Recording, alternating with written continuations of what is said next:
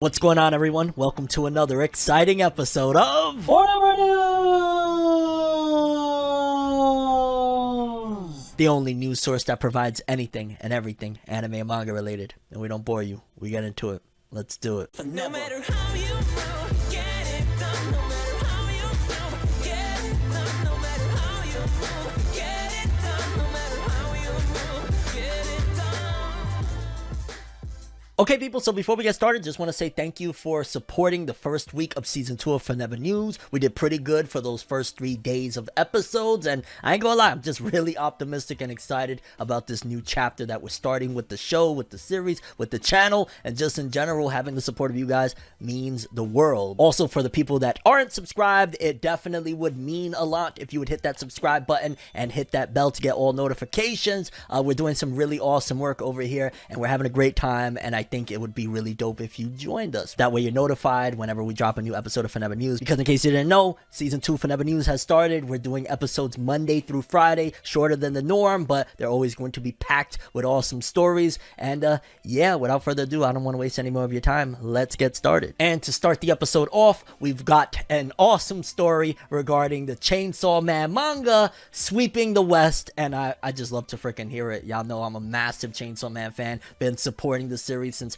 early on in the manga's release. We just heard recently at Jump Festa, again, an update that the anime and manga's continuation, Chainsaw Man 2, will both be dropping in 2022. Here, though, it looks like the West is loving it, and it's just mind-boggling because there's no anime, and for a series to pop and be this successful with no anime, especially in the West where anime is still far more popular than manga, it speaks volumes, pun intended, regarding Chainsaw Man. Let's read this though. Chainsaw Man is once again the highest ranking manga on the New York Times list for January 2022. The New York Times recently shared its list of best-selling graphic books and manga for January 2022, and the first week of the new year sees big jump manga titles among the top 15 releases. The 8th volume of Tatsuki Fujimoto's peerless Chainsaw Man manga sits proudly in the number 8 spot between scholastic hits like Christie and the Snobs by Anne M. Martin and For Whom the Ball Rolls by Dave Pilkey as the highest manga of the month. This is also despite being released only 1 month ago in December 2022. And I want to say, if this is volume 8, there's only like 2 more volumes to be released of Chainsaw Man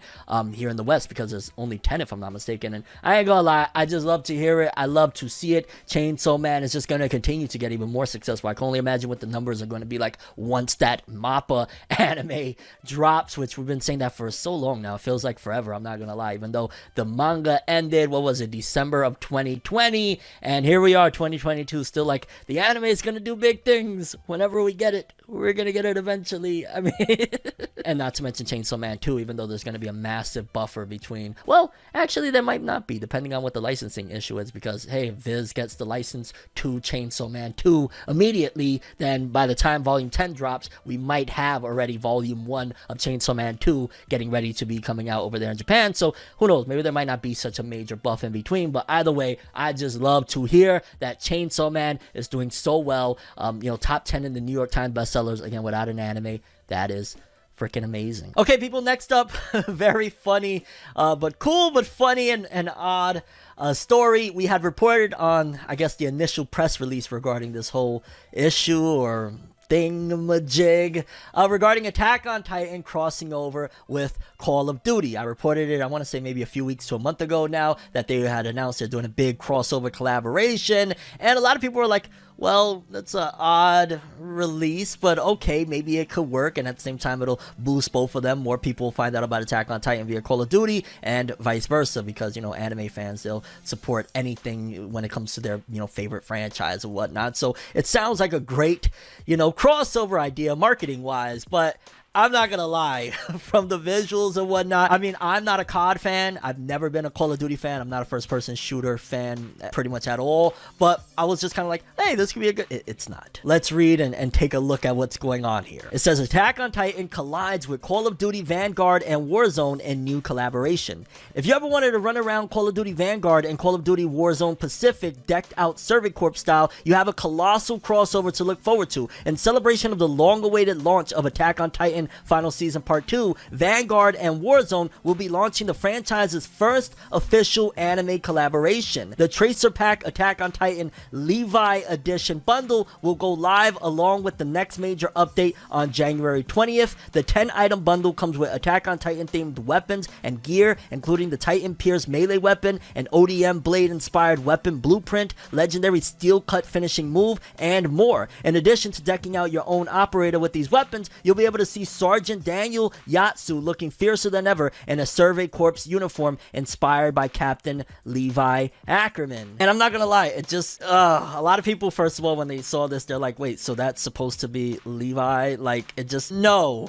Just, no. And again, I believe that's one of the characters from the game that is like almost cosplaying in a way as Levi with this update, but it's just like, with just a little over a week to go until the bundles launch in Call of Duty Vanguard and Call of Duty Warzone Pacific, there's no better time than now to work on your Call of Duty skills so you can pull off stylish moves worthy of a real Survey Corps member come January 20th. And yeah, I think I'll pass. Even if I played Call of Duty, I don't like. There's a difference between like, okay, what they did with Fortnite recently with the Naruto, you know, character skins that you could play as and stuff like that, and you could have the Nine-Tailed Fox Kurama, you could ride on him into battle and stuff like that. That was kind of cool. And again, I'm not the biggest fan of Fortnite or whatever, but I'll play from time to time. If my nephew or my niece or somebody is playing it, then yeah, sure, I'll grab a controller and have a little bit of fun. But it was like, alright, dope. They got the characters in the game. This one is like taking random dudes and just having them cosplay as, is just, it's a no-go for me. It's gonna be a no, okay? Like, shout outs to the idea and the marketing concept behind it, but if they would have just added Levi himself into the game, I think that kind of would have been dope. But to just have like a random dude just like cosplaying as Levi in the game, it's almost like they're adding in a creative character in a way and adding in extra like accessories from Attack on Titan.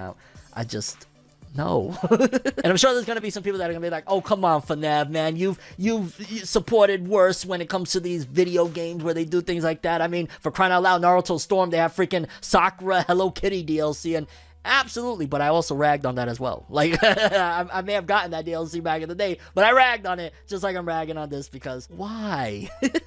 But yeah, people, in case you don't know, come January 20th, there is a DLC bundle of Levi Ackerman, where a character from Call of Duty can cosplay if you pick up the DLC, and it looks, no.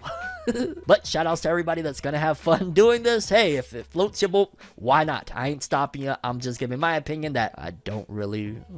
Okay, people, so next story on the docket. We got a couple of pieces of updates of news regarding Jujutsu Kaisen, one of which in particular, I was like, well, if it's a behemoth and if it's doing insane numbers over there in Japan, then you're gonna need another behemoth, another giant, a juggernaut to come and remove it from its spot, right? And at the end of the day, there's no film in the box office right now that is even coming close to the impact, love, admiration, and support than the Spider-Man film that came out recently. I believe it's called No Way Home, if I'm not mistaken. Forgive me, I have not been into the latest trilogy of Spider-Man films. I think one of the last ones I seen was the old I say old like it was 100 million years ago, but the Andrew Garfield led Spider-Man movies. I seen like, I think one of those or whatnot, but yeah, I haven't been into it since like hardcore since I was younger with the Tobey Maguire trilogy of Spider-Man films. So this one, I recently purchased the other two, so I might check them out and then go watch the third one in theaters if it's still in theaters by the time I watch them or whatnot. But either way, Spider-Man No Way Home is a juggernaut that everybody is supporting, and it's huge. So if anything is going to remove Jujutsu Kaisen 0 from its throne, it would be Spider-Man, because according to this, it says Spider-Man dethrones Jujutsu Kaisen 0 in Japanese box office. Spider-Man No Way Home takes the box office lead in Japan, with Jujutsu Kaisen film slipping to the second spot. And then a little bit more insight into here. It says Jujutsu Kaisen 0 moves up to the 75th place on all-time Japanese box office charts. So even though it took an L to Spider-Man, which if you're going to take an L to anything, yeah, you would want to take an L to the biggest film of the last, I don't even know, couple of years. Like, Spider-Man is just blowing the hell up, right? So, but, and also on top of that, despite it taking an L, it's still moving up, because we just reported that it was like 80th, now it's 75th, which again, when it's all said and done, I'm wondering where we're going to be at with it in the Hall of Fame of, you know, highest grossing Japanese films of all time, because 75th place, it's still like, you know, it's rising, but I don't know, similar to what I said last time, where like, hey, we're 80th, yeah, let's celebrate. It just kind of feels like, I don't know, like I'd celebrate when we're top 20. I gotta keep saying that. And also it says, in just 21 days, the Jujutsu Kaisen 0 anime film has outpaced the highest grossing film of last year, Evangelion 3.0 plus 1.0 Thrice Upon a Time, so it already outgrossed it at the domestic Japanese box office by more than 2 billion yen in the same time frame, with Toho announcing that the prequel film to the Jujutsu Kaisen franchise had passed 8 billion yen at the Japanese box office today. This places the film at 75th place on the all-time Japanese box office charts. As of Thursday, January 13th, Jujutsu Kaisen 0 has brought in more than 8 billion yen, almost 70 million, 69.59 million, on the back of 5.89 million tickets sold. The anime film has overtaken Harry Potter and the Half-Blooded Prince as the 75th highest grossing film. Wow, that's pretty freaking crazy, because Japan, they love them some Harry Potter. In case you don't know, Naruto, one of the concepts originally was tossed around by Kishimoto was to make Naruto kind of like Harry Potter. We got Marshall, that is pretty much like somewhat Harry Potter-ish. Like, Japan loves them some Harry Potter. So for Jujutsu Kaisen 0 to surpass a big Harry Potter film, that's interesting. And it sits under 2010's Umizaru 3, The Last Message. It's clear by now that Jujutsu Kaisen 0 will surpass 10 billion yen very soon, overtaking the final gross of Evangelion 3.0 plus 1.0 Thrice Upon a Time, and is likely to soar to 15 billion yen or more, pending any outside influences, though time will tell when it'll reach that amount. So regardless of what, that's still major, huge congrats to Jujutsu Kaisen. It's just kind of mind-blowing to me that this is the way they're marketing, which, hey, you know, take what you can get. If you can get an accolade, why not? Because at the end of the day, that always just pushes more people like, oh, you're doing that? Okay, I gotta go watch it. And then this doesn't even speak to what it's going to do over here in the West. Like, I could see at the very least, Jujutsu Kaisen is probably going to do $15 to $20 million, maybe even more, depending, because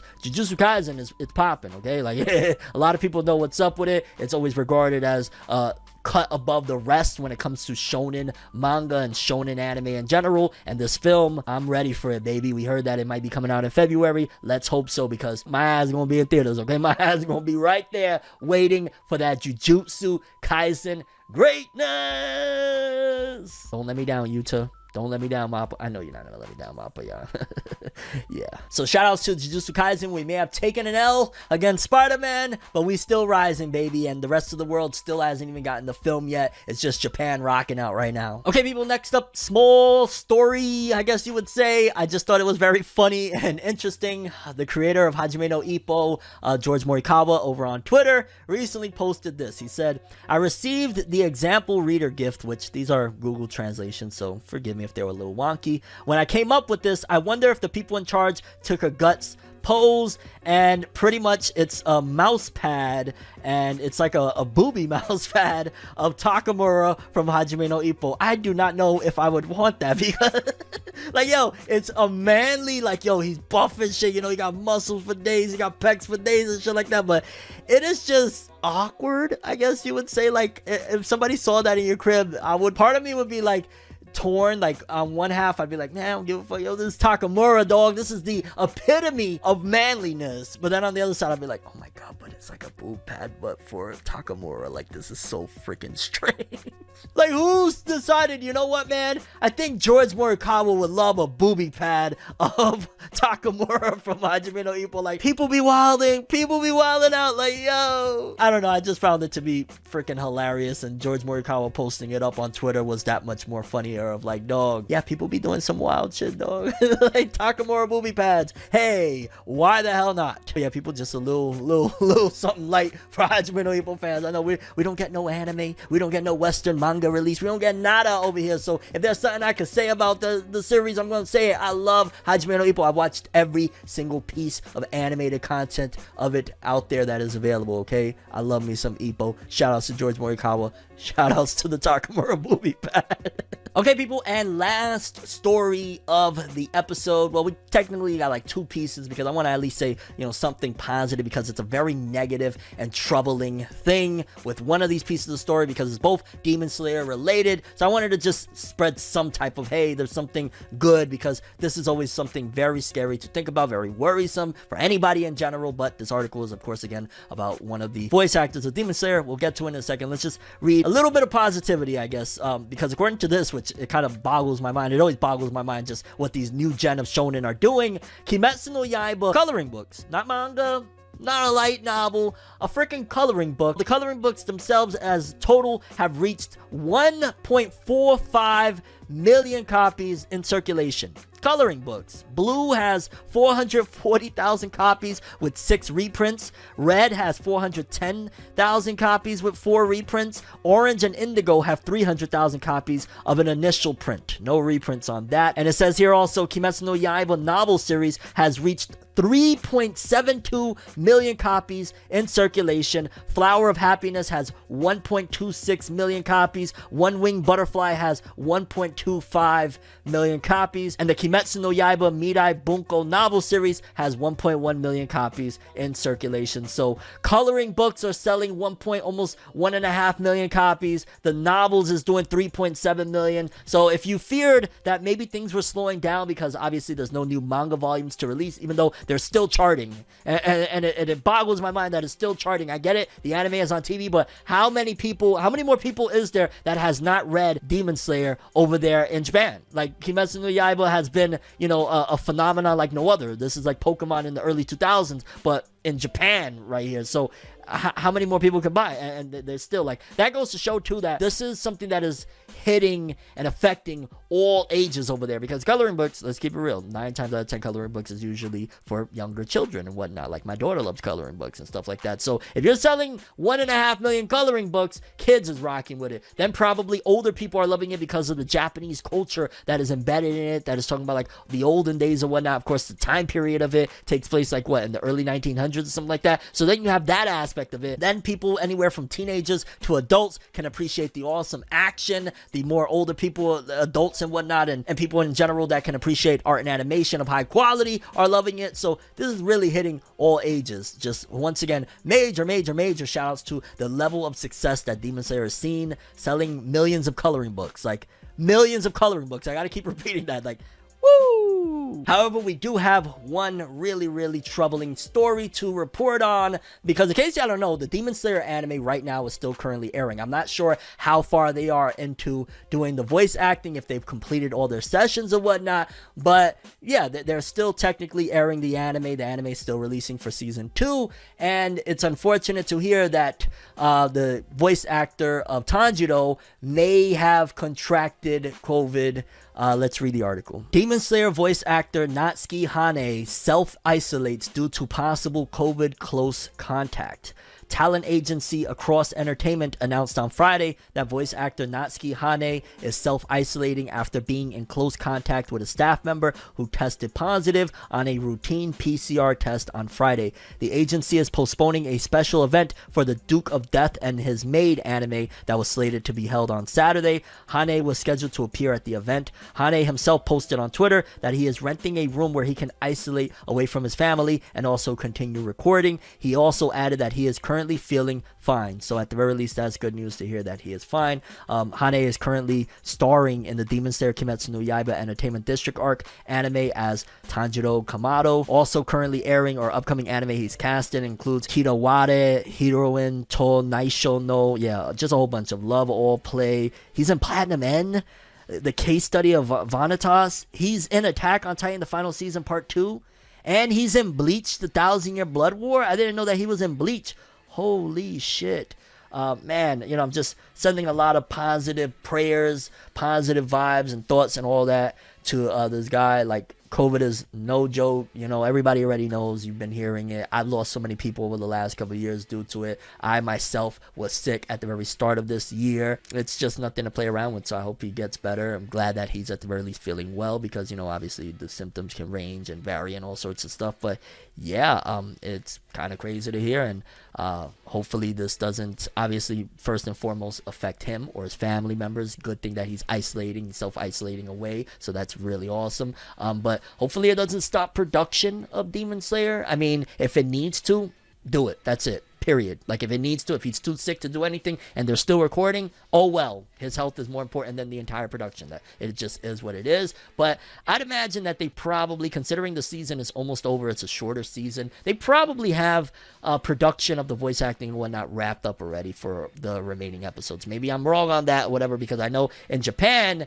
they actually, if I'm not mistaken, do it differently than American cartoons. American cartoons, we record the audio first, send it over to Japan, and they animate around it. Over there in Japan, they do it like we do dubbing over here, where they just dub over the lines, and like a big room with everybody combined, almost like a reading play, so to speak. But obviously you can't do that as well if you're sick. You can't have him surrounding all the other voice actors and whatnot. So definitely, I just want him to get better, and I hope his family is good and straight and everything, because it's just shitty to hear. But yeah, people, those were all the stories we had for today's episode. I'm curious, your favorite story, the most important story. Definitely most important story in my opinion is just the health of the voice actor of Tanjiro from Demon Slayer. Like, that's definitely most important for me. But maybe, you know, something else in there was something that was really close to your heart or whatnot. And just in general, yeah, we knocked out another episode, baby. Let's go. That's all I have for this one. Thanks for watching. Hope you enjoyed. If you liked anything I had to say or enjoyed the video, drop me a like. I would greatly appreciate it. And if you want more from me, make sure to subscribe. Follow me on Twitter, Instagram. Hit that bell to get all notifications. And if you want to follow any of my other social media, links in the description below. I'm ForneverWorld, and as always, people, have an awesome day. And remember the golden rule: anime and manga for life, boy. Have an awesome day. Peace in. And you guys just watched another episode of FORNEVERNEWS. Have an awesome day.